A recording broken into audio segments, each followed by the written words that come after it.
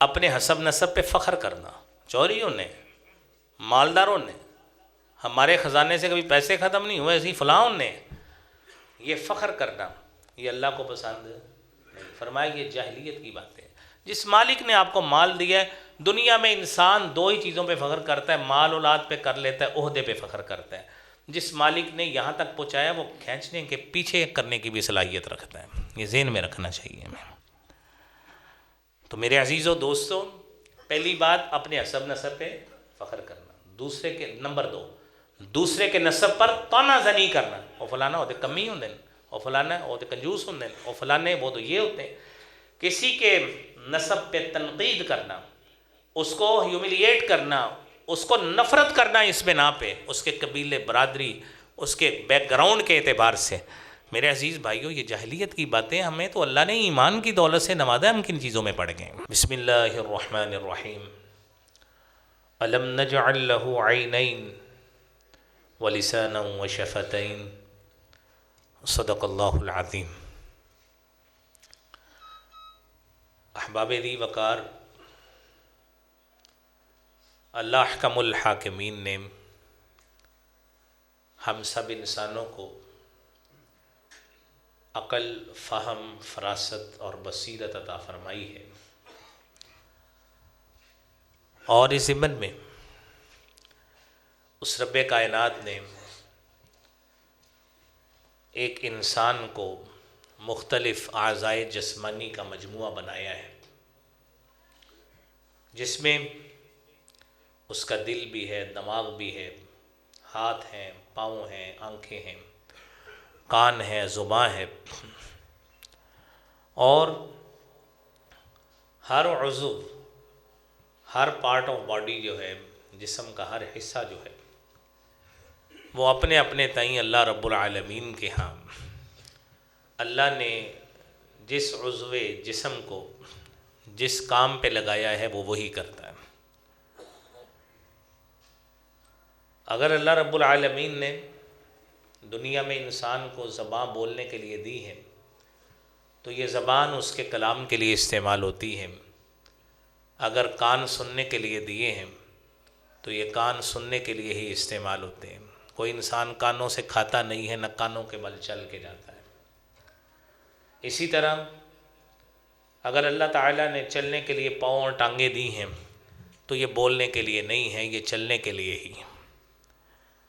ہاں یہ الگ بات ہے کہ رب کائنات قیامت کے روز ایک انسان کا حساب کتاب لے گا، تو حساب کتاب دیتے وقت اگر کوئی شخص اپنے معاملات سے، اپنے کیے گئے کاموں سے مکرنے کی کوشش کرے گا تو اللہ فرماتے ہیں الیوم نختم علی افواہہم، کہ آج کے دن ہم ان کے منہ پر مہر کر دیں گے۔ وتکلمنا ایدیہم، ہاتھ کلام کریں گے۔ وتشہد ارجلہم، پاؤں بول کر، ٹانگیں بول کر گواہی دیں گی جو انسان کرتا رہا ہے۔ یہ بلانے کا اختیار صرف اللہ کو ہے، اور وہ اللہ ہی یہ کام کر سکتا ہے۔ روئے زمین پر انسان وہی ان چیزوں سے کام لیتا ہے جو جس کام کے لیے بنی۔ عزیزان گرامی، امام جاحظ رحمۃ اللہ علیہ نے تہذیب الاخلاق میں اعضائے جسمانی کے حوالے سے مختلف حصوں پر تبصرہ کیا ہے اور ان کا کام بھی لکھا ہے۔ اسی میں ہمارا جو اعضائے جسمانی میں ایک بنیادی کردار اور بنیادی رول ہے، اللہ کہتے ہیں لم نجعل لہ عینین، کیا انسان کو آنکھیں نہیں دی؟ 2 آنکھیں۔ ولسانا، ایک زبان نہیں دی۔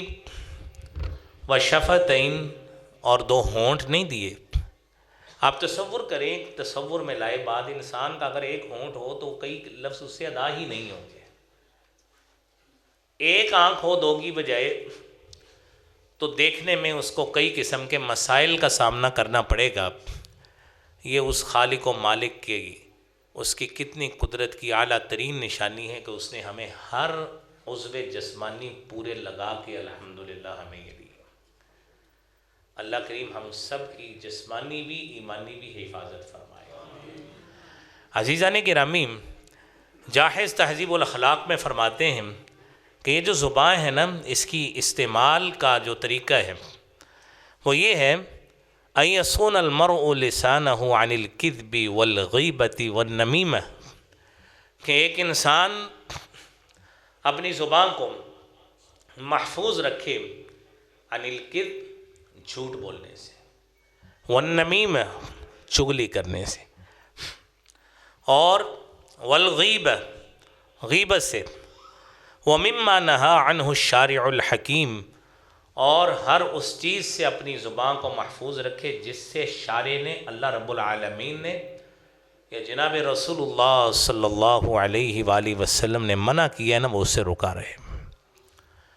عزیزان گرامی، سیدنا عبداللہ ابن مسعود رضی اللہ تعالیٰ عنہ بیان کرتے ہیں، رسول اللہ صلی اللہ علیہ وآلہ وسلم نے فرمایا اذا اصبح ابن آدم، کہ ابن آدم جب صبح کرتا ہے، ہم سارے لوگ اس مالک کی توفیق کے ساتھ رات کو سوئے، صبح بیدار ہوئے، وہ خالق، وہ مالک، یہ اس کی مرضی ہے، وہ چاہتا تو ہمیں سلائے بھی رکھتا، تو دنیا میں ہم نے کیا کر لینا، کیونکہ آپ نے فرمایا ہے النوم اخت الموت، نیند تو موت کی بہن ہے۔ اسی لیے آپ نے دعا سکھائی ہے کہ جب بیدار ہوں تو دعا یہ کریں الحمدللہ الذی احیانا بعدما اماتنا والیہ النشور، کہ تمام تعریفیں اس اللہ رب العالمین کے لیے، احیانا بعدما اماتنا، جس نے ہمیں ہمارے مرنے کے بعد دوبارہ زندہ کیے، والیہ النشور، اور اسی کی طرف ہم نے قیامت کے روز بھی اکٹھے ہونا ہے۔ عزیزان گرامی، رسول اللہ صلی اللہ علیہ وآلہ وسلم نے فرمایا اذا اصبح ابن آدم، جب ابن آدم صبح کرتا ہے، فإن الأعضاء كلها تكفر اللسان، سارے کے سارے اعضاء جسمانی آپ کے اس عضو جسمانی زبان کے آگے ہاتھ باندھتے ہیں، التجا کرتے ہیں، منت کرتے ہیں، کس انداز میں؟ کہتے ہیں انما نحن بک، ہمارا وجود ثابت ہے تیری بنا پر، ان استقمت استقمنا، اگر تو ثابت رہی، سلامت رہی، یہ زبان اپنی زبان سے کوئی غلط الفاظ استعمال نہ کیے، گالی نہ دی، غیبت نہ کی، چغلی نہ کی، جھوٹ نہ بولا، تو کیا ہوگا؟ استقمنا، ہم بھی سیدھے رہیں گے۔ وَإِنِ اعوجتی، اگر تو ٹیڑھی ہو گئی اور تو نے ٹیڑھ پن صحیح سمت سے اختیار کر لیا، اپنے ساتھ جھوٹ نکالا، گالیاں دیں، بد کلامی کی، فحش گوئی کی، جو زبان سے ہو سکتا ہے کیا، تو اعوجنا، ہمارا بھی انجام ٹیڑھے پن کے ساتھ ہی پھر ہوگا۔ تو میرے عزیز بھائیوں، اس لیے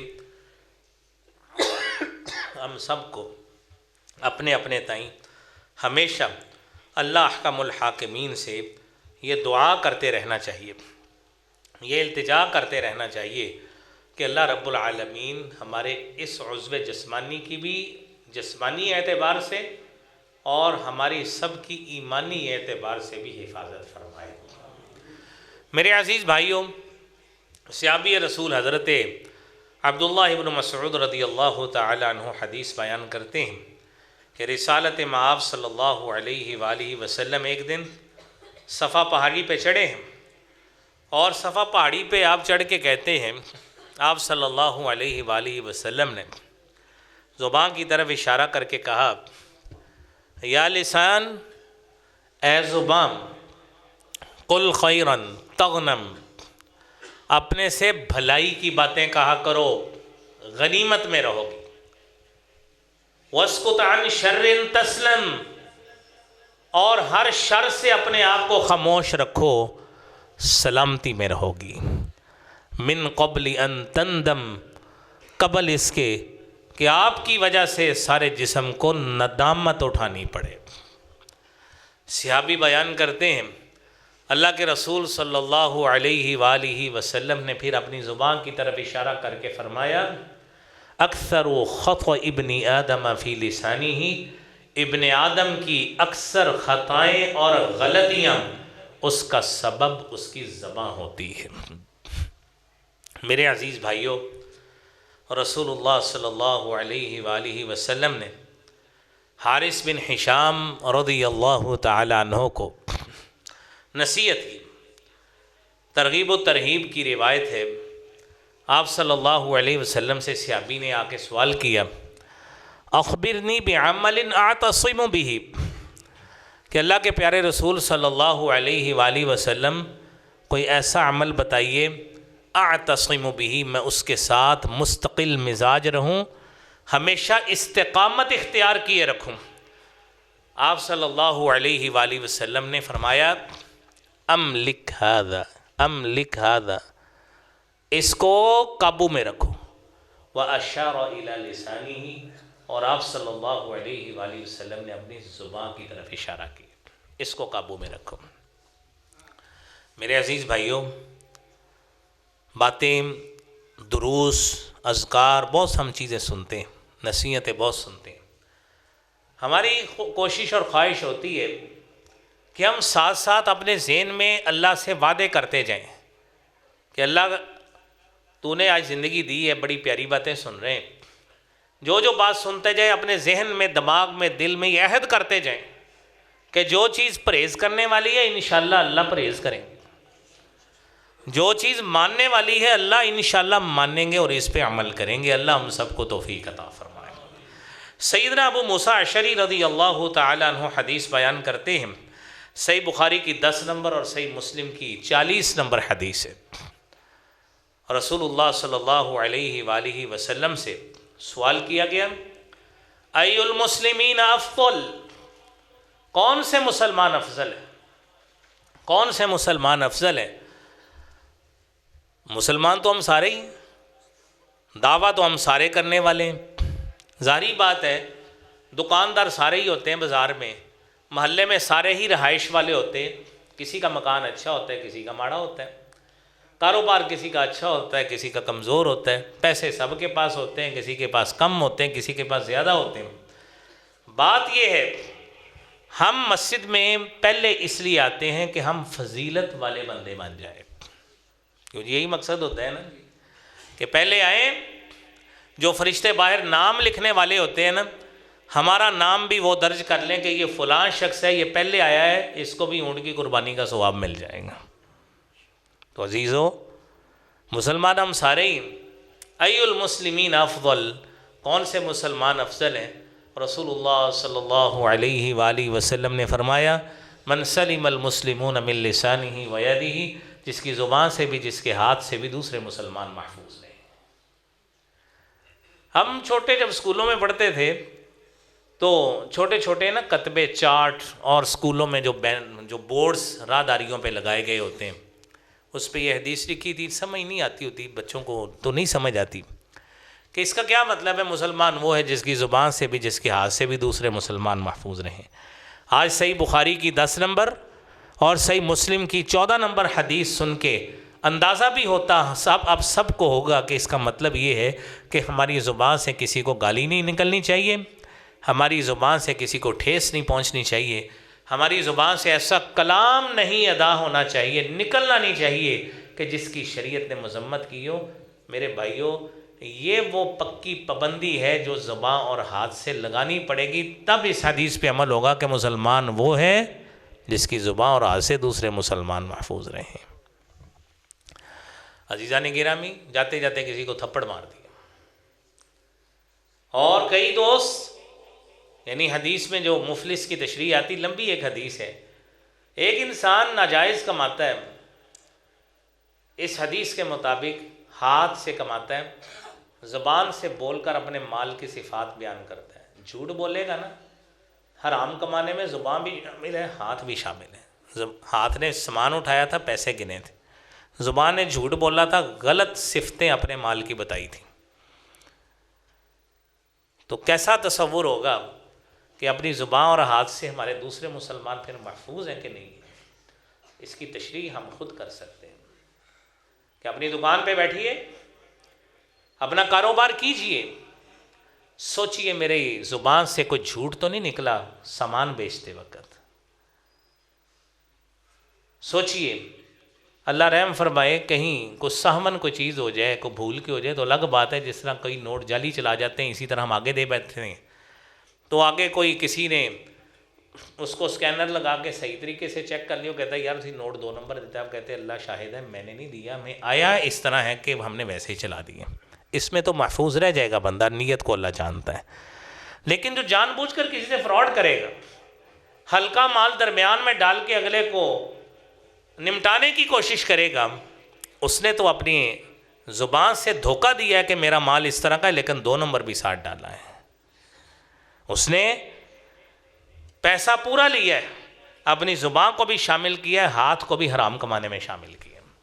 پھر مسلمان سے دوسرا مسلمان اس کی زبان سے اور ہاتھ سے کیسے محفوظ ہے؟ تو عزیزو، دوستو اور بھائیوں، نبی کریم صلی اللہ علیہ وآلہ وسلم نے فرمایا ان اللہ یرضی لکم ثلاثا، کہ اللہ رب العالمین تم سے 3 طریقوں سے خوش ہوتا ہے، اور اسی طرح ہی اللہ رب العالمین تم سے 3 چیزوں پہ اللہ تعالیٰ ناپسند تمہاری 3 چیزوں کو کرتے ہیں، اور ان چیزوں کا تعلق آپ دیکھ لیں۔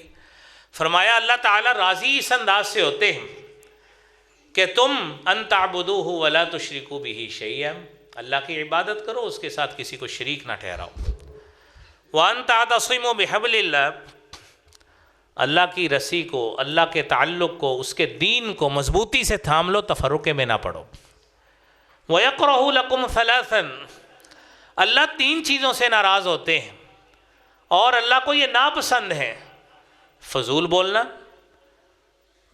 لا یعنی بے مقصد سوال کرنا، اور وَإِضَاعَةَ الْمَالِ، اپنے مال کو ضائع کرنا۔ اس میں سوال کرنے کا تعلق بھی زبان سے ہے، فضول بولنا، کلام کرتے رہنا، اور آپ کے بارے میں یہ مشہور ہو جائے یار یہ بندہ بڑا گلڑا یار، جو میں چپ ہی نہیں کرتا پائن، یہ تو کسی کو بور ہی نہیں ہونے دیتا۔ اپنے اوپر غور کریں کہ یہ انداز ٹھیک نہیں ہے ہمارا۔ اللہ کریم ہم سب کی اصلاح فرمائے۔ عزیزان گرامی، رسول اللہ صلی اللہ علیہ وآلہ وسلم نے اپنے صحابہ کی جو تربیت کی ہے نا، حضرت معاذ بن جبل رضی اللہ تعالی عنہ، اللہ کے نبی صلی اللہ علیہ وآلہ وسلم کے صحابی، آپ کے صحابی، اور آپ صلی اللہ علیہ وسلم کے پیچھے بیٹھے، جامع ترمذی کی حدیث ہے، آپ صلی اللہ علیہ وسلم نے مختلف حضرت معاذ سے سوال کیے کہ یا معاذ، کیا میں تیری فلاں چیز پہ رہنمائی کروں، فلاں بات بتاؤں، فلاں بات بتاؤں؟ حضرت معاذ جی ہاں کرتے گئے، آپ ان کی رہنمائی کرتے گئے۔ پھر آپ نے فرمایا کہ معاذ اور بات سنیں، رأس الامر الاسلام، معاملات کی اصل جو ہے نا وہ اسلام ہے، وعمودہ الصلاۃ، اور کوئی بھی عمارت ہے اس کا جو ستون ہے نا وہ نماز ہوتی ہے، وذروۃ صنامہ جہاد، اور معاملات میں، ہمارے اعمال میں جو چوٹی کا عمل ہے وہ جہاد فی سبیل اللہ ہے۔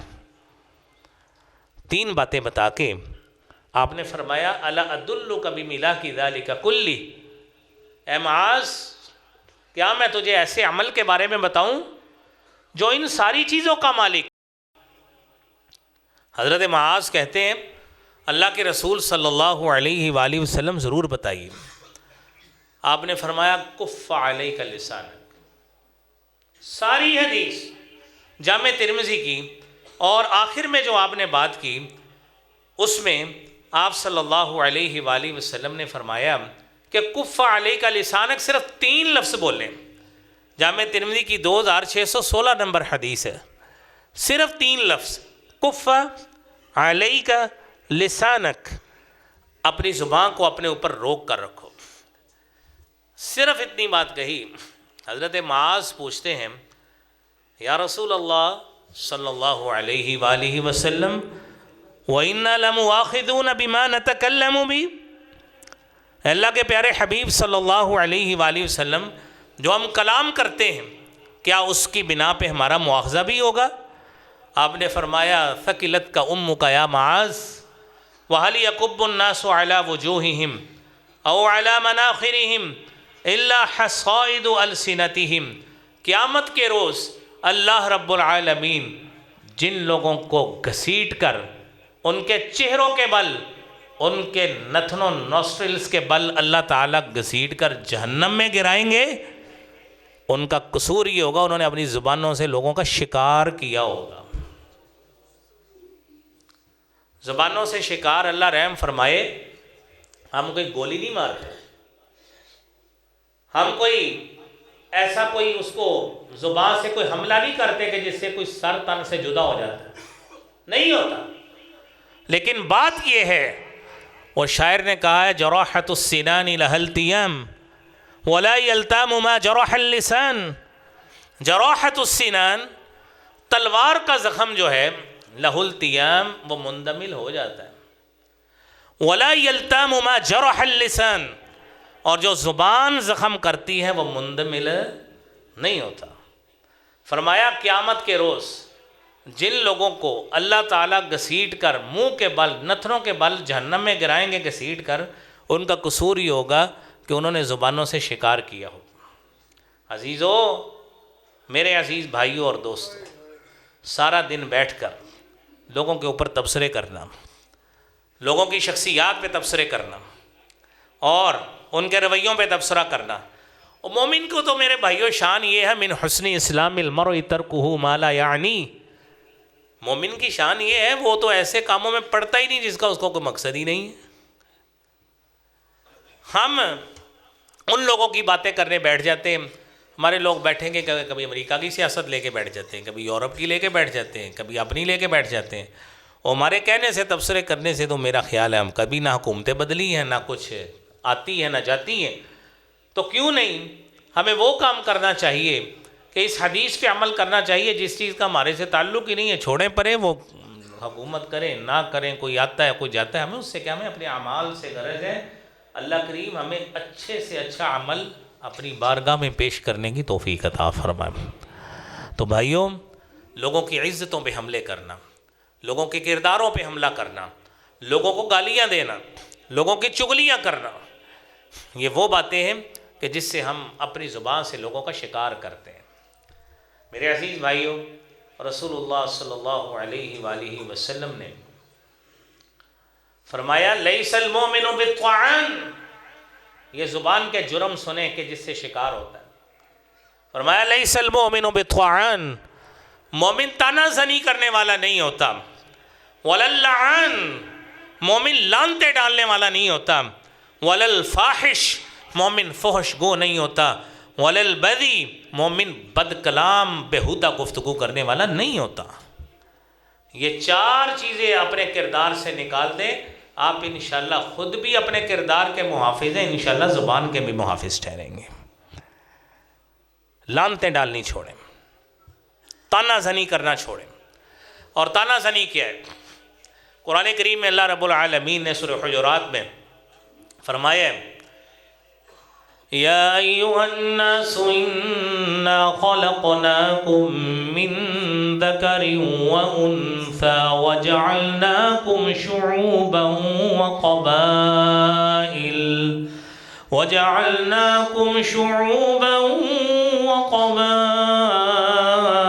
وقبائل لتعارفوا ان اکرمکم عند اللہ اتقاکم ان اللہ علیم خبیر۔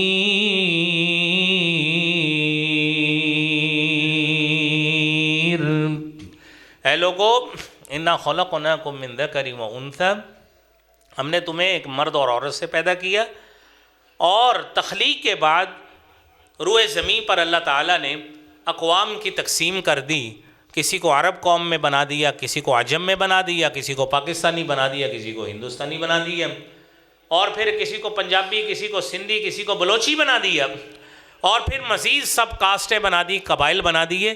ہمارے پنجاب میں وہ برادریاں ہیں اور ہمارے KPK میں، بلوچستان میں اور سندھ میں وہ قبائل ہیں، تو اللہ رب العالمین فرماتے ہیں ان اکرمکم عند اللہ اتقاکم، یہ تو اس لیے بنائے ہیں تاکہ پہچان رہے یہ فلاں قبیلے سے تعلق رکھتا ہے، یہ فلاں سے تعلق رکھتا ہے، یہ اسلم ہے، یہ اکرم ہے، آپ کے محلے میں 5 اسلم ہیں 5 اکرم ہیں، پتہ لگے یہ فلاں قبیلے والا ہے، یہ فلاں والا ہے، یہ فلاں والا ہے۔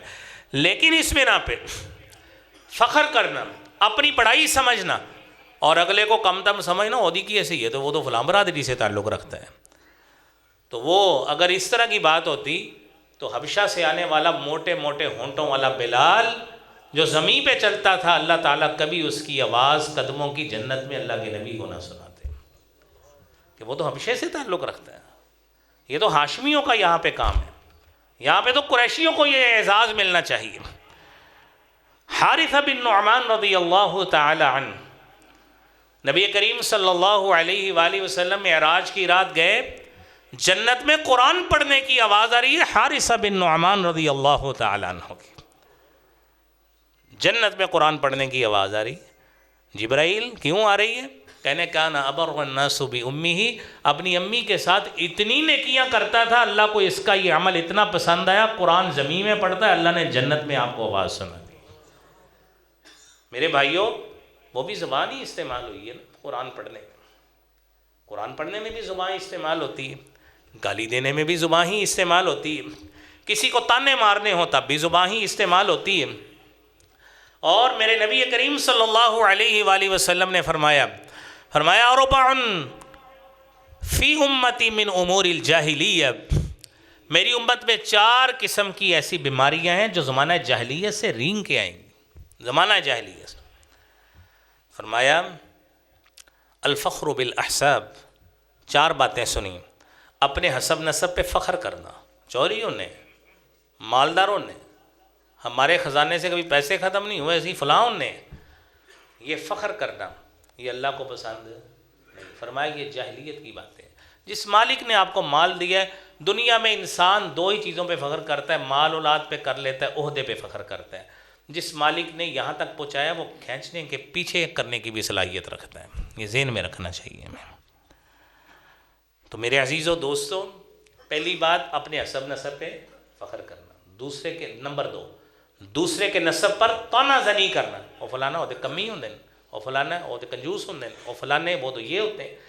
کسی کے نسب پہ تنقید کرنا، اس کو ہیوملیٹ کرنا، اس کو نفرت کرنا اس بنا پہ، اس کے قبیلے، برادری، اس کے بیک گراؤنڈ کے اعتبار سے، میرے عزیز بھائیوں یہ جاہلیت کی باتیں، ہمیں تو اللہ نے ایمان کی دولت سے نوازا، ہم کن چیزوں میں پڑ گئے۔ نمبر 3 والنیاحہ، نوحہ کرنا، گریبان پھاڑنا، گریبان چاک کر کے اور زمانہ جاہلیت کے بول بولنا، یہ میرے بھائیوں یہ بھی زمانہ جاہلیت کے بات۔ الاستسقاء بالنجوم، چوتھی بات ستاروں کے ذریعے بارش طلب کرنا، اللہ کی قدرت پہ یقین نہ رکھنا اور ستاروں پہ یقین رکھنا، یہ ساری وہ باتیں جو ہم زبانوں سے ہی ادا کرتے ہیں۔ میرے عزیز بھائیوں، ان چیزوں پہ اللہ رب العالمین ہمیں اپنی زبان پہ قابو رکھنے کی توفیق عطا فرمائے۔ سورہ حجرات کی 11 نمبر آیت ہے، اللہ رب العالمین فرماتے ہیں یا ایھا الذین آمنوا لا یسخر قوم من قوم عسى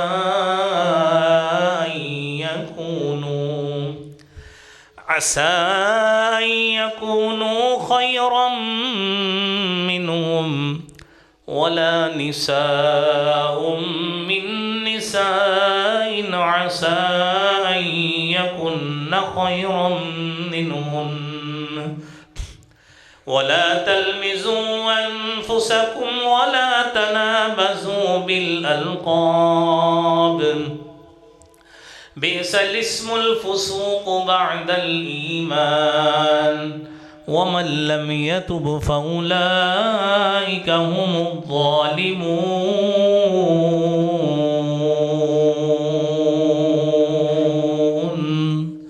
اے ایمان والو، کوئی لوگوں سے مذاق نہ کیا کرے۔ ہم کسی کے ساتھ اللہ رحم فرمائے اچھا بھلا جھوٹ بول کر، اس کے ساتھ اتنا بڑا مذاق کر کے، کسی کا موبائل اٹھا لیا، کسی کو کوئی پرس اٹھا لیا اور کسی کی گاڑی کی چابی ہٹا کے اس کو تنگ کیا، ذہنی طور پہ پریشان کیا، کہتے ہیں یار میں نے مذاق کیتا سی. یہ مذاق نہیں کریں، اگلے کے جذبات سے مت کھیلیں، اور زبانی مذاق جو کرنے والے مت کیجیے. مذاق انسان کرتا ہے اگلے کو کم تر سمجھتے ہوئے. کبھی اپنے افسر کے ساتھ مذاق کیا؟ نہیں. کبھی اپنے مالک کے ساتھ ملازم نے مذاق کیا ہو؟ کبھی چھوٹے بچے نے اپنے بڑے باپ کے ساتھ مذاق کیا؟ نہیں کرتا. مذاق اس پہ بندہ کرتا ہے جس کو اپنے سے کم سمجھتا ہے. فرمایا مت کیجیے. اور میں نے مذاق کی نہیں. فرمایا آپ دیکھیے اس آیت میں اللہ نے 2 حکم دیے، سورہ حجرات کی 11 نمبر آیت. 2 حکم دیے، مردوں کو الگ، عورتوں کو الگ. کہ مرد بھی مذاق نہ کرے، ممکن ہے جس سے آپ مذاق کر رہے ہو ممکن ہے وہ آپ سے بہتر آدمی ہو. عورتیں بھی عورتوں سے مذاق نہ کریں، کیونکہ عورتوں کے مذاق بھی بڑے عجیب و غریب قسم کے ہوتے ہیں. فرمایا جن عورتوں سے کر رہی ہے نا، ہو سکتا وہ عورتیں آپ سے بہتر ہوں. الگ الگ حکم دیے. اور فرمایا برے القاب سے مت پکارو. یہ جو ہم نے لقب دینے شروع کیے نا کسی کے اعضائے جسمانی کی بنا پہ، وہ لمبے ناک کالا، وہ بار داند جدے آئے نے، وہ لمبے ٹیڈ ڈالا موٹا، اور پتلا، اور تیلا، فلانا، یہ باتیں ہم معاشرے میں کرتے ہیں. اور کسی بندے کا رنگ کالا ہونا تو کہتے ہو جڑا چٹا نہیں چٹا او، ٹھیک ہے، اس کو چھیڑتے ہیں. آپ یہ صرف ایک حدیث سن لیں، اس کے بعد فیصلہ کیجیے کہ کیا یہ ہمارا عمل کسی کو اس طرح کے القاب سے نوازنا شریعت میں گنجائش ہے؟ عقل مند آپ سارے ہیں ماشاءاللہ، حدیث سن کے خود فیصلہ کر لیجیے.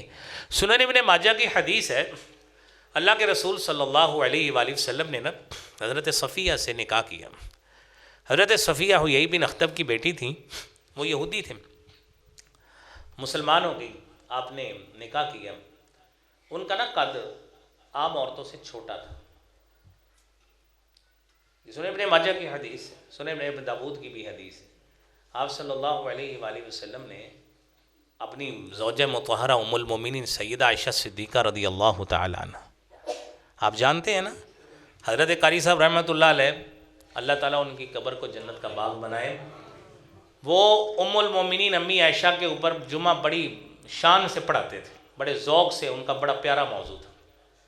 آپ وہ 18 آیتیں ذہن میں رکھیں، عائشہ کی فضیلت پہ ہی اتری. حضرت عائشہ کے کردار کو تنقید کرنے میں ہی اتری ہیں، ان کی فضیلت کو بیان کرنے کے لیے اتری. لیکن حضرت عائشہ نے صرف ایک بات کہی. جب آپ نے کہا وہ میں بیوی لے کے آؤں، دیکھیں، کہنے لگی وہ جو چھوٹے قد والی، صرف اتنی بات کہی، صرف اتنی بات. حدیث میں لفظ ایک ہے، قصیرہ، چھوٹے قد والی. اللہ کے نبی صلی اللہ علیہ وآلہ وسلم نے یہ نہیں سوچا کہ یہ تو میری حمیرہ ہے، طیبہ ہے، طاہرہ ہے، اس کی شان میں تو ایتیں اتری ہیں.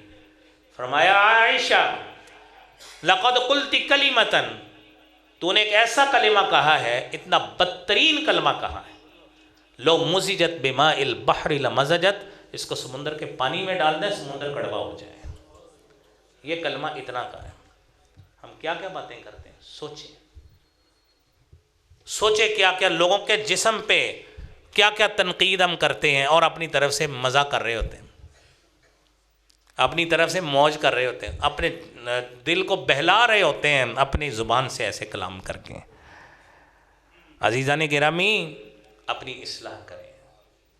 معاشرہ تب ہی معاشرہ بنتا ہے جب ہر شخص اپنی اصلاح کرنے کے در پہ ہو. کسی کی اصلاح کرنے سے پہلے یہ سوچیں اپنے اندر مسائل تو نہیں ہیں.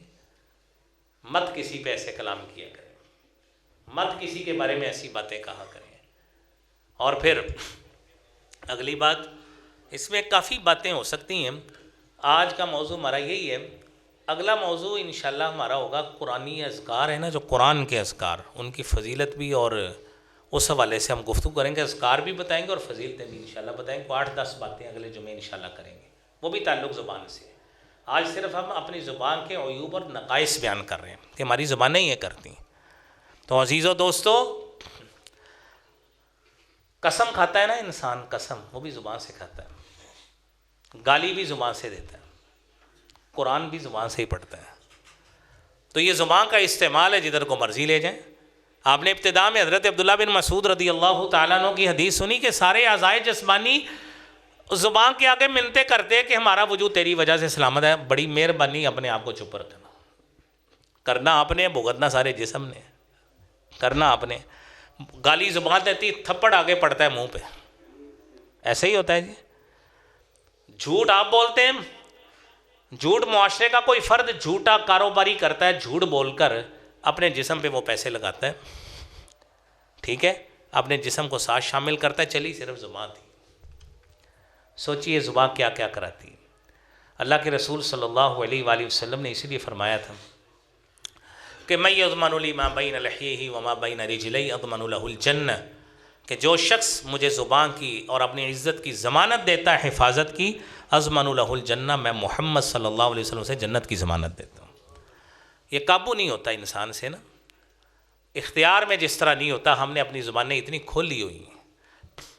قسم کھاتا ہے نا انسان، حضرت عمر فاروق رضی اللہ تعالیٰ عنہ پتہ نہیں تھا، اپنے باپ کی قسم کھا رہے تھے حضرت عمر فاروق رضی اللہ تعالیٰ عنہ۔ آپ صلی اللہ علیہ وسلم نے فوری طور پہ پکڑ کے کہا، عمر لا تحلفوا بآبائکم ولا تحلفوا بأمہاتکم، اپنے باپ کی قسم نہیں کھاتے، اپنی ماں کی قسم نہیں کھاتے، ولا تحلفوا الا باللہ، قسم کھانی ہے اللہ کے نام کی کھائیں، ولا تحلفوا الا وانتم صادقون، اور قسم کھائیں ہی اس وقت جب آپ کو اپنے دعوے میں سچ معلوم ہے، یقین ہے میں سچا ہوں، اس کی پختگی کے لیے اللہ کی گواہی پیش کرتے ہیں، صرف اللہ کی گواہی پیش ہو سکتی ہے، اور اس وقت کھائیں جب آپ سچے ہوں۔ جھوٹ کو ثابت کرنے کے لیے قسمیں نہیں کھایا کرتے، اور یہ بھی زبان سے ہی عمل ہوتا ہے۔ آخری بات میرے بھائیوں، آج کی ہمارے گفتگو کی سنن نبی داؤد کی 4800 نمبر حدیث ہے، اور تینوں باتوں کا جو ہم بات کریں گے وہ زبان سے تعلق ہے۔ جنت کی ضمانت لیجئے۔ حضرت ابو امامہ رضی اللہ تعالیٰ عنہ حدیث بیان کرتے ہیں، سنن نبی داؤد کی 4800 نمبر حدیث ہے۔ اللہ کے پیارے حبیب صلی اللہ علیہ وآلہ وسلم نے فرمایا انا زعیم ببیت فی ربض الجنہ لمن ترک المراء وان کان محقا، میں محمد صلی اللہ علیہ وآلہ وسلم اس بات کا ضامن ہوں، ببیت فی ربض الجنہ، میں جنت کے اطراف میں مکان لے کے دوں گا اس کو، لمن ترک المراء وان کان محقا، جو جھگڑے پہ حق رکھتے ہوئے بھی جھگڑے کو چھوڑ دیتا ہے۔ آپ لٹیگیشن کر سکتے ہیں، لڑ سکتے ہیں، مقدمہ بازی بھی کر سکتے ہیں۔ ذہن میں آتا ہے میں نے آج ایک حدیث سنی ہے، چلے میں نے آپ کو اللہ کے لیے معاف کیا، آپ نے مجھ سے زیادتی کی، آپ نے مجھے گالی دی، آپ نے میرے ساتھ یہ بد کلامی کی، میں نے اللہ کے لیے آپ کو معاف کیا۔ میرے محبوب پیغمبر جناب محمد الرسول اللہ صلی اللہ علیہ وآلہ وسلم فرماتے ہیں، میں محمد اس کو جنت کے اطراف میں مکان لے کے دوں گا۔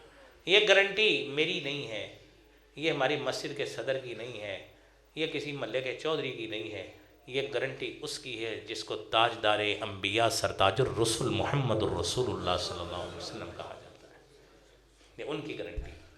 اور دوسری بات، دوسرا خوش نصیب، فرمایا وَبِبَيْتٍ فِي وَسْطِ الْجَنَّةِ لِمَنْ تَرَكَ الْكِذْبَ وَإِنْ كَانَ مَازِحًا، میں محمد صلی اللہ علیہ وآلہ وسلم اس شخص کو جنت کے وسط میں مکان لے کے دوں گا جو جھوٹ بولنا چھوڑ دیتا ہے، وَإِنْ كَانَ مَازِحًا، چاہے مذاق میں ہی بولتا ہے۔